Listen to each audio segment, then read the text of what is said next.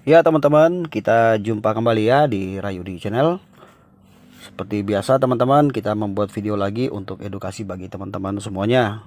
Salam sukses selalu buat teman-teman, salam otomotif, semoga sehat dan dimudahkan rezekinya. Amin.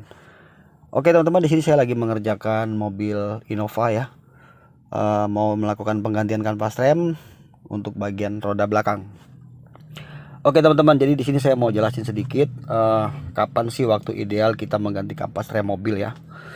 Jadi gini teman-teman, untuk rem mobil itu biasanya kalau mobil umum ya kayak Innova, Avanza dan lain-lain, itu depan kan dia cakram, belakang tuh tromol ya.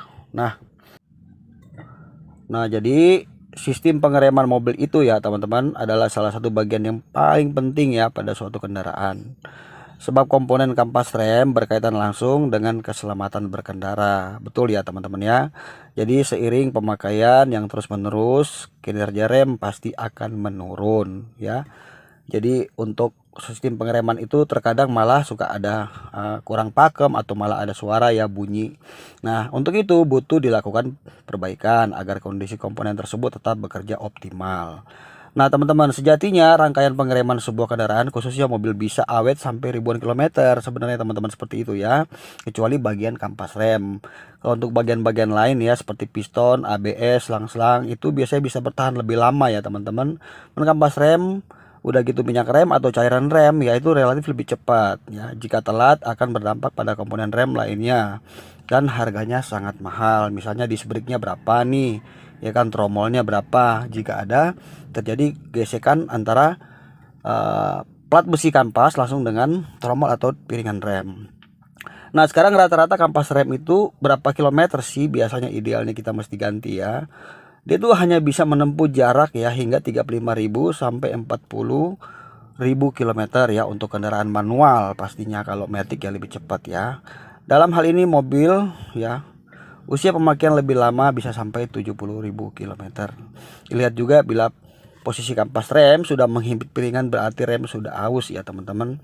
Sudah tipis, maka seringkali akan timbul suara kayak denyit gitu ya kalau kita ngerem, apalagi habis kena air hujan gitu ya. Nah, udah gitu bisa menurunkan daya cengkramnya. Jika dibiarkan hal ini terus, ya rem akan tidak bisa berfungsi optimal untuk melakukan tugasnya. Bayangkan kalau lagi bawa penumpang atau apa gitu ya teman-teman. Nah, oleh sebab itu teman-teman ya jauh ya cangkram bagian lainnya adalah bisa merusak ya. Sehingga jangan sampai telat untuk mengganti kampas rem. Baiknya ketika ganti kampas rem ganti juga cairan rem sekaligus sehingga menambah keamanan dan kenyamanan berkendara. Jadi gini teman-teman, kalau kita mengganti kampas rem ya pada kilometer 35 sampai 40.000 ya disarankan untuk menguras minyak remnya. Jadi sekalian dikuras semuanya karena pasti sudah ada kotoran yang ada di dalam tabung pengisian minyak rem. Ini juga akan apa eh, biasanya itu dilakukan sekaligus dengan penggantian kampas rem ya. Misalnya kita ganti kampas rem nih hari ini sekali ya. Ya teman-teman baiknya dikuras ya kan diganti dengan yang baru. Paling habisnya itu kalau semua ya itu hanya 2 botol kecil ya teman-teman itu cukup untuk menguras.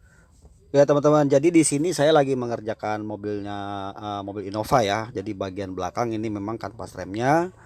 Keluhannya dari pemilik mobil kalau ditarik rem tangan ya itu sudah tidak bisa gigit lagi. Jadi pada saat menarik handle rem tangan itu udah jauh ke atas ya. Itu menandakan kampas remnya sudah tipis. Nah, ketika kita membongkar seperti ini teman-teman ya, buat teman-teman nih ya, sebagai pengetahuan. Jadi sekalian dicek bagian piston ya. Kalau di sini ada kebocoran minyak atau misalnya macet, nah itu kita tidak hanya sekedar menggantikan pas rem ya, kita harus juga sekalian melakukan perbaikan pada bagian seal master rem yang ada di setiap roda. Jadi dicek kiri dan kanan. Nah, karena pada banyak orang yang orang awam masih banyak yang belum tahu ya. Jadi pada saat rem tangan ditarik itu teman-teman itu yang nahan tuh hanya roda belakang aja dua, depan tuh tidak teman-teman. Ya, jadi kecuali kalau kita rem kaki ya di kaki ya itu di pusat. Kita rem situ semua roda akan terkunci ya teman-teman. Tapi kalau rem tangan aja dia nanti kalau model Innova, Avanza, Seniera, Terios, Grand Max apa tuh yang umum ya rata-rata ya. Itu dia pakai tali ya teman-teman.